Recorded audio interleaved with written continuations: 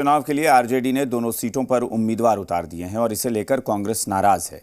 बिहार कांग्रेस अध्यक्ष मदन मोहन झा ने कहा है कि महागठबंधन के हिसाब से फैसला सही नहीं हुआ। आलाकमान को जानकारी दी गई है। मदन मोहन झा ने कहा है कि कुशेश्वर स्थान हमारी पारंपरिक सीट है, इस सीट पर हम चुनाव लड़ेंगे। उन्होंने कहा कि डॉक्टर अशोक 5 बार विधायक रहे हैं, आम लोग भी चाहते हैं कि कांग्रेस चुनाव लड़े। इतना ही नहीं, मदन मोहन झा ने तारापुर सीट पर भी दावा ठोक दिया। उन्होंने कहा कि तारापुर सीट पर फैसला 1-2 दिन में होगा, हम फ्रेंडली फाइट करेंगे। महागठबंधन टूटने के सवाल पर उन्होंने कहा कि इससे पहले भी कई बार ऐसे हालात हुए हैं, गठबंधन पर आलाकमान फैसला करेगा।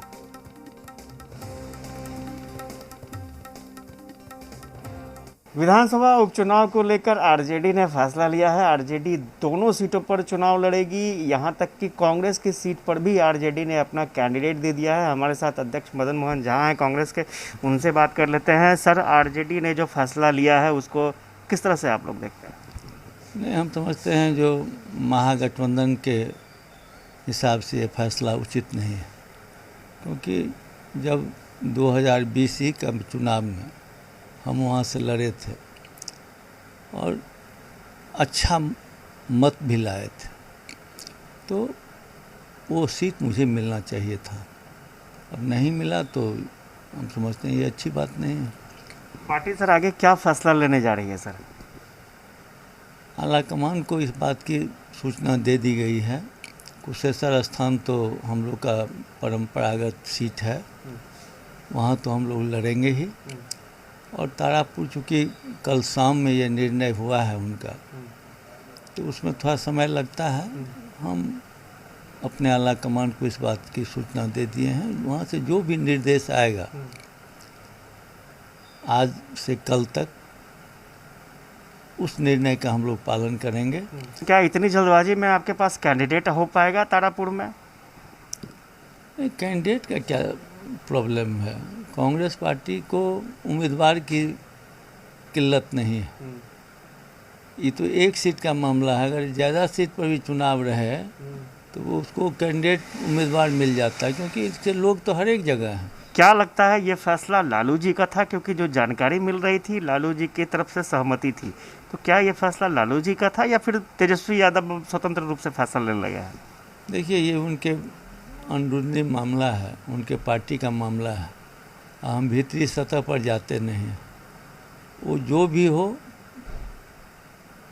सम्मानीय लालू जी का हो या सम्मानीय तेजस्वी जी का हो, मैं समझता हूँ जो ये आरजेडी का फैसला है। क्या गठबंधन ये माना जाए कि गठबंधन पर क्या असर पड़ेगा? सर, यह कहना अभी बहुत जल्दबाजी होगी।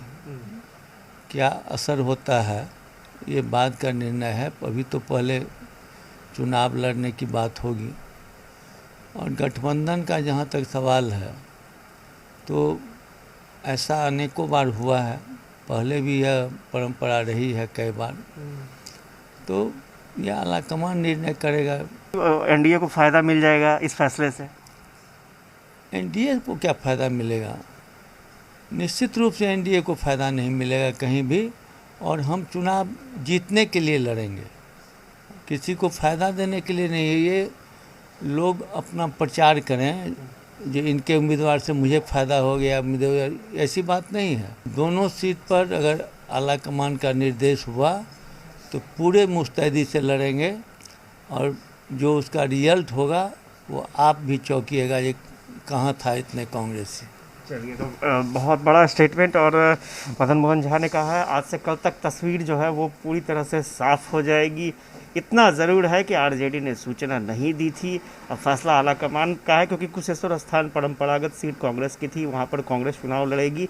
अब दूसरी सीट पर फैसला लेना आलाकमान का काम है। 1-2 दिनों में तस्वीर साफ हो जाएगी। इतना ज़रूर है कि कांग्रेस इस बार अपनी पूरी ताकत दिखाने की कोशिश करेगी। फ्रेंडली फाइट की बात नहीं होगी, फाइट की बात होगी। और कांग्रेस अध्यक्ष को ये उम्मीद है कि इस बार कांग्रेस उपचुनाव में अपना परचम लहराएगी। कैमरा पर्सन निशान के साथ आशुतोष चंद्र, मीडिया, पटना। कुल मिलाकर